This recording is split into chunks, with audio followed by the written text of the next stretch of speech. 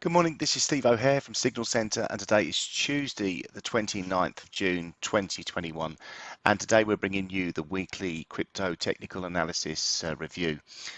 And a pretty interesting week this week. We can start with the Bitcoin, and we're going to run through Ethereum, Ripple and Cardano, and we'll start with the weekly charts and drill down into the lower timeframes. So currently we're looking at this overriding formation on Bitcoin. It's a head and shoulders formation. Really need to get a break and a close below the neckline, which comes in for me around about 28,800. Price action has reacted really strongly off that last week, and we're on to a positive start this week. So looking a little bit nicer for Bitcoin compared to last week. On the daily chart, we have an impulsive move lower. This takes place in 5 waves. We're currently in the 4th wave correction, so the correction could actually continue around this level. 41,000 is the sort of line in the sand, as I would see it, for this formation to play out. So we could get a bit of a rally here, and if we look at the lower time frame, the 4-hour chart, there is the potential.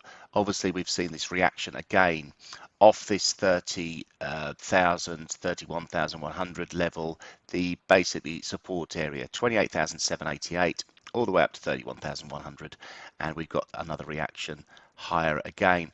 Now there is a potential for a double bottom here. This would have taken place with these two drops here, and the neckline for that comes in at 35,500, which we are only 300 points away. So I am thinking that if we do get a break of here, we should get a move up. Resistance really is up at 41,000. We're above the Ichimoku cloud, so that's a positive. So I am slightly bullish of Bitcoin this week. Let's look at Ethereum on a weekly basis.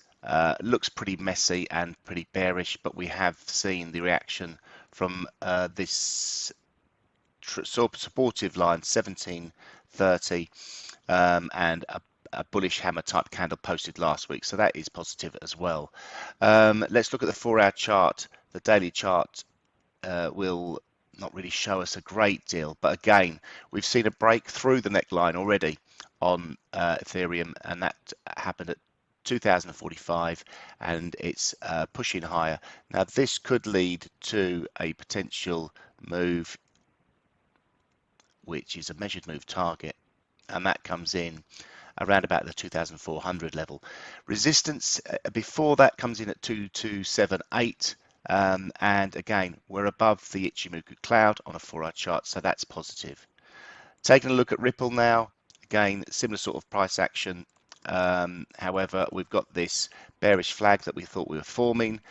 Prices have broken to the downside but have held at 51, and we're getting a small reaction higher. Drilling down to the 4-hour chart, we've got this wedge formation, this triangle formation, this ascending triangle, which basically has potential to break either way. So really in the middle of the this seems to be the one that's really underperforming Ripple compared to the others, and it's still in the 4-hour Ichimoku cloud. Level of resistance, it comes in at 70. A break above 70 and a close above 70 on a 4-hour time frame is positive, and we should look for that to continue higher up to potentially 93. But for me, this is the coin that is really struggling, and with you can see, although prices have moved higher from this point, volumes are declining. So for me, the ideal trade really is to sell it into resistance in front of the 70 level with a tight stop, and you can reverse above there. Looking at Cardano, again we can see the weekly time frame has posted a really decent looking positive candle. That's a bullish hammer.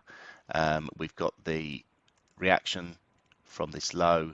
Again, this will be the 3rd time we've seen this here. Let's get that. And really a positive start, although slightly indecisive. Not really had a big move, but we are off to a positive start this week. The closer levels to look at, Cardano, we are retesting this previous swing low, which was support. We're retesting that. That was now resistance. That comes in at 135.80. A break of there, again, we're above the 4-hour Ichimoku cloud, so that is positive. A break of there should lead to a retest of 139.90. I hope this analysis has helped and assisted, and we look forward to speaking to you next week.